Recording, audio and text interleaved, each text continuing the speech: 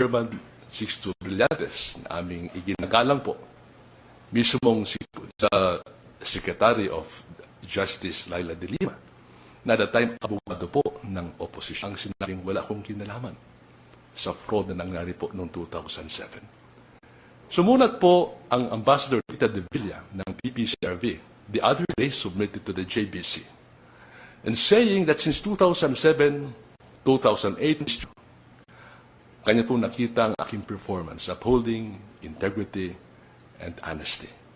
At wala pong reklamo po na NAMFREL o PPCRV, Diocese of Marawi, kung ano paman, tungkol po sa pagpapatakbo ng halalan po doon.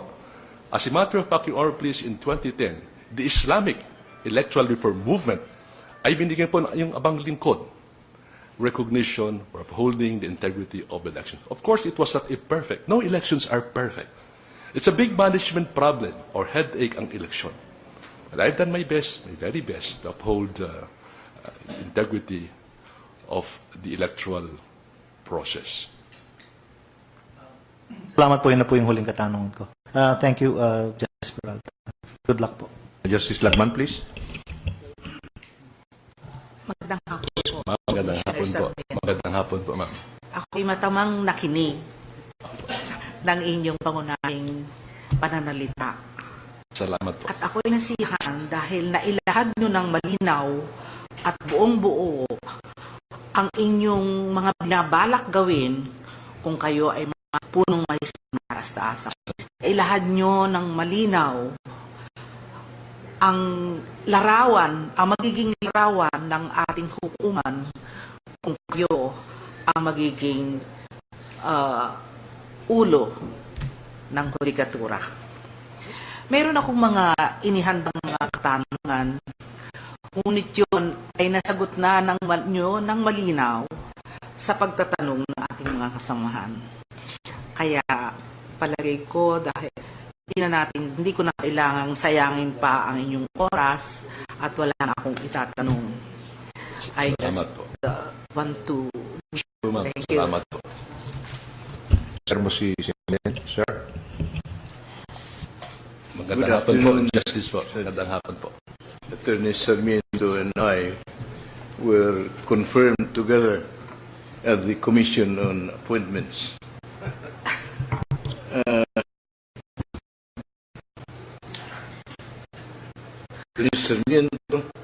Commissioner Sarmiento has been made famous and popular as Commissioner of Elections.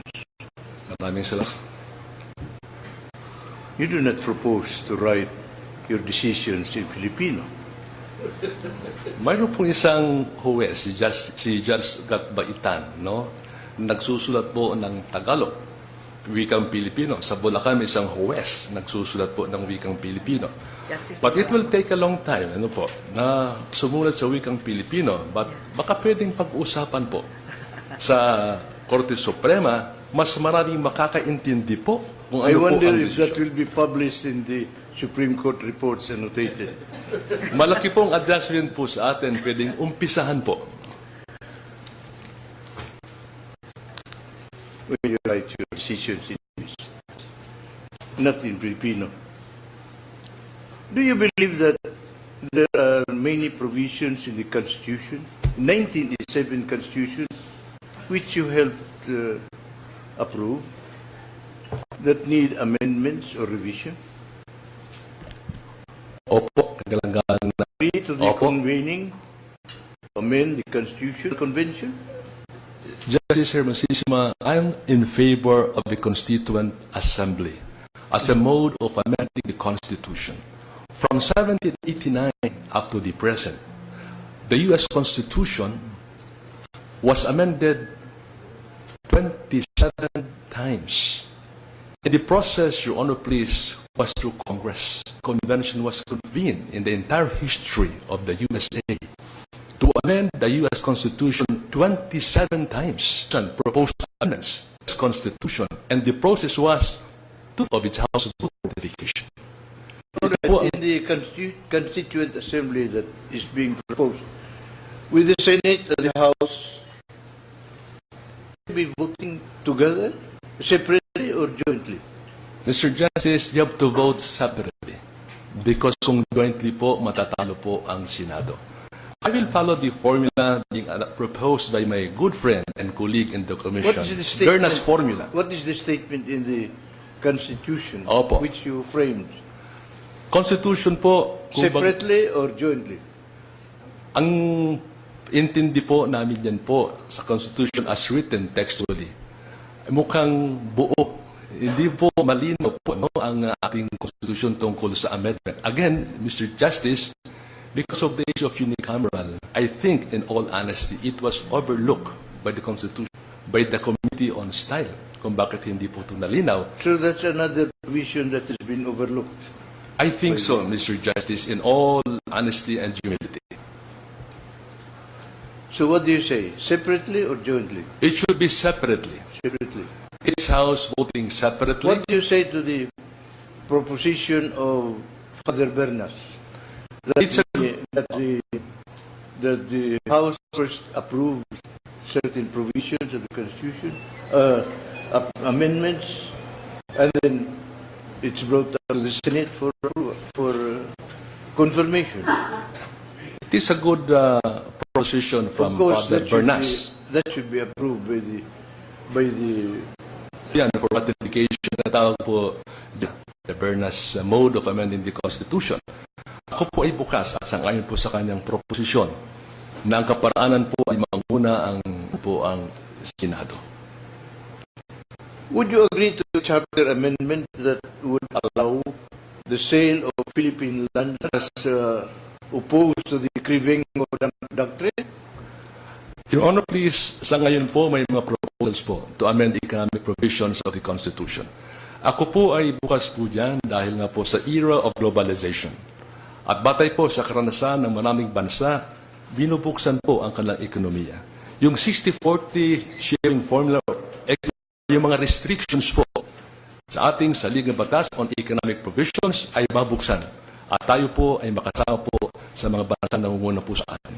That's why ako po ay sumasang-ayon na mag-usap po ang Senado, Kongreso at ang ating Pangulo para po pag-isipan po ang pagbabago ng ating saligang batas strictly on the economic provisions.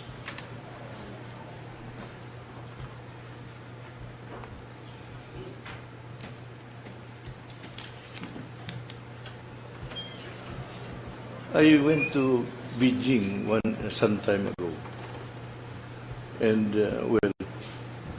there, since it's a communist country, no private individual is allowed to own lands.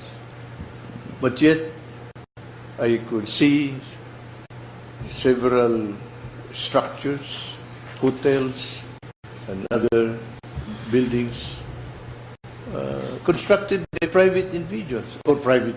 I asked them how construct buildings. The answer was they release the land for 99 years. Well, it's just like sale. Well, so you agree the proposition? Necessarily po, justice na completely abolition of the 60 equity formula. Marahil po pwedeng dagdagan po. Pwede pong 80-20. Kumbaga, 60-40, medyo taas po yung equity po. The idea is to bring investment To bring investments, Your Honor, please, baka pwede pong 50-50. Isa po magandang formula po yan. Isang 50-50. This will attract investments and based on studies po, those with relaxed economic provisions in their constitution. Where Do you there are, agree to the amendments on the mining laws just recently proposed by the President? mainit po ang pagdedebate, no? Pero ko po ay bukas if it will bring more investments to our country, provided properly regulated and with strict laws on enforcement. Kung ito po ay magpapaganda ng hanabuhay ng bawat Pilipino, bakit hindi po? Kagalang-galang na ako. Now, I suppose your forte is election laws. Ako lang po election law, Justice Hermosissima. I worked for 9 years in the office of Senator Diokno. I was involved in the